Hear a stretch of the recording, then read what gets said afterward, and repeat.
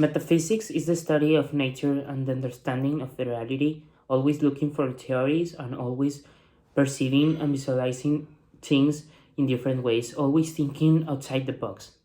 My name is Mario Rodriguez, and I will explain my point of view about metaphysics. When they ask me if there is a God, my answer is always, as the Catholic Church put it, no. Or as any other religion puts it, there is no God. I have always been on the idea that you cannot trust one religion when it's based on old-fashioned things like scriptures that is provenance is doubtful. However, I think that thinking that we owe ourselves to something like, for example, a god, is not that so crazy after all. If not, if we are not created, if God not created us, or what is our purpose here, I think that people are believers of some religion, most of them, because it is already accustomed and they have already lost the power to decide what to believe, which seems bad to me because they will no longer be able to explore and learn about everything the world has to offer. For me, if there were beings in the world with immense power, it was not just one. There were several and who share power. I think that the reasoning of why we are here seems a bit illogical when we say that we are alive by the God's will. Does it mean that your life is in the hands of a God?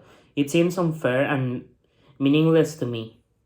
So if there are no gods or an all powerful God who came and for pleasure created us, then how is it that we got here?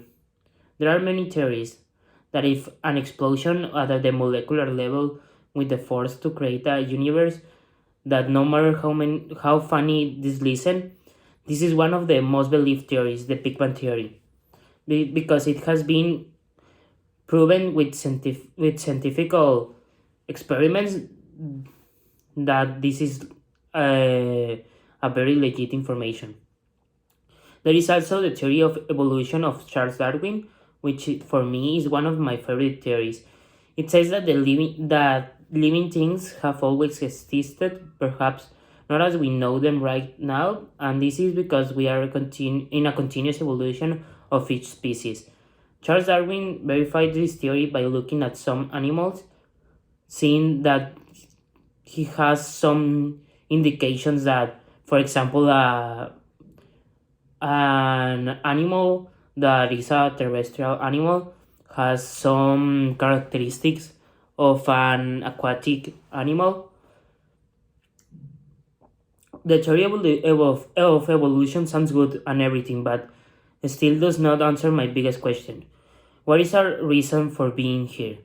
If a God created us because he chose us, because we are still alive, if we are being despite of our reasoning are the cause of wars, the division of ecosystems, I think the human beings only unbalance the balance between good and evil in the world. We are a race which goes to war for some discussions that got out of control. We killed each other for total control and power. But if there is something that we all share, it is the emotion of a bird. It seems that bringing a new life to this world excites us all, and we forget all the bad things. I think that reproducing ourselves is our purpose. It is a combination with Darwin's theory. We are here and we evolve, but to evolve, we have to multiply.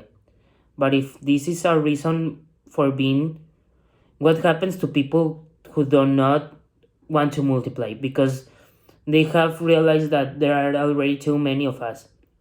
Will he go to a kind of purgatory where he will be punished for not completing his purpose? How cruel is life? I think the answer is no. Nothing happens. Life, once you die, your soul is spared from your physical body and it is still alive, as mentioned by Aristotle. In conclusion, what you create, I believe what you create, the God that you create, there is a reason why we are here and we all share it. Multiplying ourselves, it is an idea that is planted in us since childhood, but not fulfilling it does not mean that you will go to another world to fulfill your eternal punishment. Life continues and nothing happens if you took a different path from the others. That is called evolution. Perhaps the path you took is the path to success that in the future others will want to replicate. Thank you.